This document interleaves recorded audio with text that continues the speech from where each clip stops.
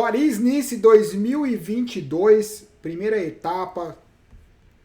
Olha essa imagem que vocês já devem ter visto, porque isso se tornou quase viral no mundo da bike, que é exatamente essa imagem nos quilômetros finais.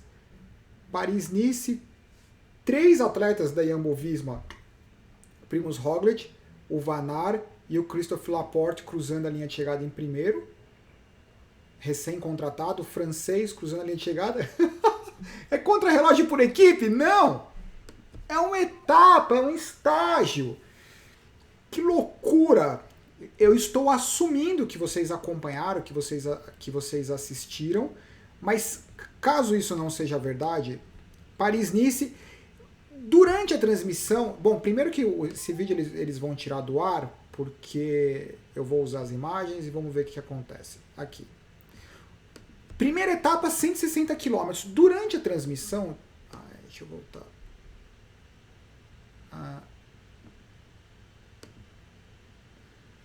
Durante a transmissão, eles consideraram a Paris-Nice como uma importante prévia para as provas clássicas. Eu não gosto de discordar dos comentaristas, porque obviamente eles têm contato ali com os ciclistas, com as equipes, com os diretores esportivos e com o próprio esporte, e os caras eles sabem muito mais do que eu, os comentaristas gringos. Mas eu acho que o Paris-Nice é muito mais um termômetro, apesar da época do ano, eu acho que é muito mais um termômetro para o Tour de France do que para as clássicas. Eu não diria um termômetro de performance. O que eu quero dizer é, eu acredito que talvez seja o primeiro momento que as equipes elas começam a escalar, sentir o trabalho em equipe pensando em objetivos maiores.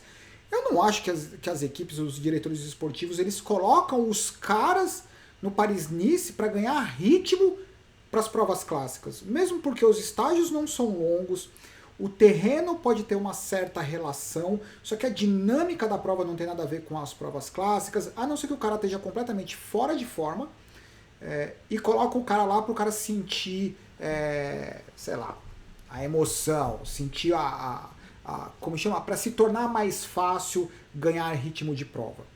Mas eu gosto de imaginar que para as equipes, para o senso de trabalho em equipe, o Paris-Nice é o primeiro momento onde eles começam a entender o que está acontecendo, principalmente com os ciclistas contratados ou com o trabalho em equipe das equipes que estão mais consolidadas. Tendo falado tudo isso, a etapa era uma etapa que no papel poderia ser uma etapa para os sprintistas, né? Porque apesar do sobe e desce, era uma etapa que teoricamente não ofereceria nenhum risco para os sprintistas e consequentemente não ofereceria nenhum risco para os caras da classificação geral, porque o pelotão ia trabalhar de uma forma ali para ficar todo mundo junto, daquela história de sempre, os 10 km finais mais tensos para preparar o sprint, vai o sprint final com os caras mais rápidos, e os caras da classificação geral, eles simplesmente passam com um grupo para ninguém perder tempo. Nada disso aconteceu. Algumas imagens. Teve uma fuga inicialmente dos 160 km, daí com os 70 km essa fuga foi neutralizada. Dos 70 km aos 50, 60 km, pelotão todo junto, daí teve alguma outra movimentação de 2 caras que saíram. Então assim, o comportamento do pelotão, ele estava mais ou menos desenhado para o sprint final. Porque a fuga inicial que foi neutralizada com 70 km nunca teve uma diferença muito grande. A fuga que aconteceu depois com 2 ciclistas nunca passou de 1 minuto. E isso quer dizer que o pelotão estava extremamente atento, né, para que a fuga não se consolidasse, para favorecer o sprint final, principalmente as equipes, como teoricamente a Jumbo-Visma, para favorecer o sprint do Van Aert, por exemplo, a Quick-Step com Jacobsen, lembrando que tem vários caras de classificação geral, o Primož Roglic, o Nairo Quintana, que está super bem, o Nairo Quintana, Yates e outros. Esse é o momento que a Française des Jeux estava na cabeça do pelotão, nos resumos e etc. Aparece muito a Jumbo-Visma como a equipe que dominou os 30 km finais, e é verdade, mas não foi exclusivamente a Jumbo Visma. Outras equipes apareceram, como a G2R Citroën Mondial, teve um determinado momento que eles colocaram muita pressão, só que não pressão o suficiente para quebrar, para gerar gap, gerar quebra no pelotão, e também não pressão o suficiente para endurecer a perna da Jumbo Visma.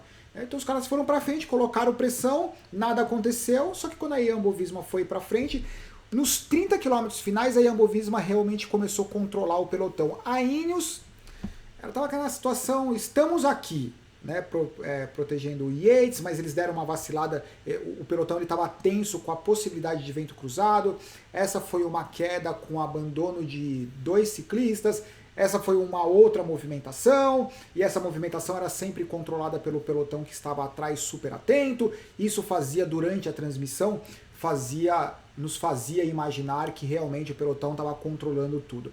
Essa é a penúltima passada nessa subida, porque a partir do momento que eles passavam na linha de chegada, tinha esse loop, essa volta de 17 km.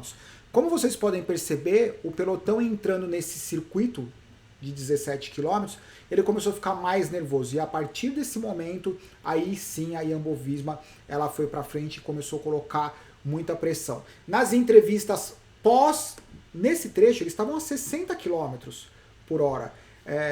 Faltando 12 km, um pouco antes desse momento, foi o momento que a G2R Citroën Mundial ela colocou pressão, tanto é que tem alguns ciclistas ali na frente, próximo do número 12, tem alguns atletas da G2R ali ainda.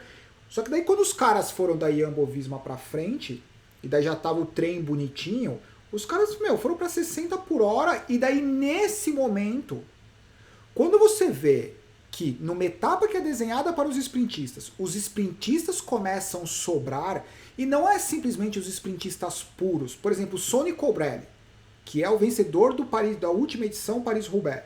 Né? O Sonny Colbrelli é um cara que dificilmente você iria ver o cara sobrando numa situação dessa. Ele poderia não ter uma ótima performance, agora sobrar é algo completamente diferente. Apesar que começo do ano seria meio injusto falar isso. Começo do ano não, né? Mas para vários ciclistas talvez o grande momento de preparação comece agora. Daí esse foi o momento que o Christophe Laporte assumiu, um pouco antes da subida. Aqui foram os caras da fuga. Aqui o Sonny Colbrelli sendo neutralizado. Esse momento, pronto. Aqui já estavam Christophe Laporte, Van Aert e Primož Roglič na frente. Já na curva ali já dá para perceber alguns pequenos gaps nos 9 km finais. Daí para frente os caras começaram. Daí o Christophe Laporte fez a movimentação definitiva. Eles sprintaram. Pronto, essa foi a quebra. O que acontece? Tem os 3 ciclistas lá da Jumbo Visma no cucuruto da tela. O único cara que seguiu por 10 segundos foi o Stybar. E o Stybar não ficou porque ele olhou para trás e deixou ajudar alguém, que seria o caso o Jakobsen. Mesmo porque, faltando 6 km, não tem muito o que ajudar. Porque depois dessa subida, tem uma descida, daí o final é um final rápido. E o Stybar, ele seria um cara que teria a qualidade para fazer esses dropzinhos mais nervosos para acompanhar o trio da Jumbo Visma. Só que eu acho que quando o trio da Jumbo Visma percebeu que tinha só um ciclista, qual que é a vantagem desse só um ciclista contra 3? Ele não vai ajudar. Ele não deve ajudar. Ele seria burro se ele ajudasse. Então assim, se o Stybar tivesse conseguido sobreviver na roda dos 3 da Jumbo Visma, ele estava num cenário lindo. Porque os caras iam revezar, os caras iam olhar para ele e falar assim, você não vai revezar? Ele falou, eu? 3 contra 1? Você ainda tá pedindo para eu revezar? Eu quero que vocês se explodam, vocês ficam revezando aí. O acordo é o seguinte, ou vocês me largam, ou eu fico grudado em vocês. Então foi... Bom, enfim, eu tô falando baboseira porque o Stybar não aguentou. E daí ali dá para ver talvez o Nairo Quintana, o Yates, daí tem alguém da G2R, não dá para ver.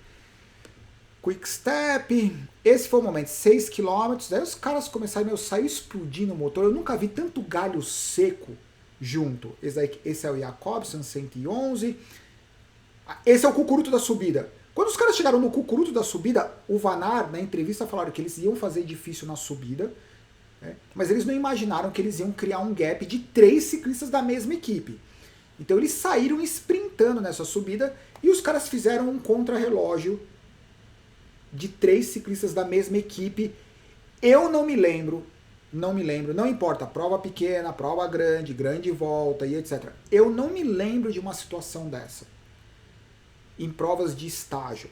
Em prova clássica também não, mas talvez seja mais provável. Em provas de estágio, numa movimentação definitiva, 3 ciclistas da mesma equipe largar um pelotão no primeiro estágio, não por conta de acidente, tiveram aquelas quedas, mas aquelas quedas elas não necessariamente mexeram na dinâmica do pelotão, da cabeça do pelotão. Você ter 3 ciclistas que os caras conseguem se destacar de um pelotão na potência, eu não lembro de ter visto isso. O que é fantástico, né? Porque o ciclismo, para algumas pessoas, ele pode se tornar chato, repetitivo, porque não acontecem dinâmicas que são fora do ordinário. Isso não é ordinário, isso é extraordinário, pelo amor de Deus, o que esses 3 caras fizeram. E são 3 caras com características diferentes, né? Que bacana. Daí, o que aconteceu? Tem a bonificação de tempo. Pelo que parece, está tudo muito bem definido pelas entrevistas, aliás. Christophe Laporte, ele é francês, Paris-Nice na França, obviamente, recém-contratado. Deixaram ele... Não é que deixaram parece um ato de caridade. Vai lá, você que não tem chance de ganhar, você que nunca ganharia, vai lá e ganha. Não, não é caridade. Ele fez a movimentação definitiva na subida. Então, ele é o cara, talvez, o merecedor dessa vitória.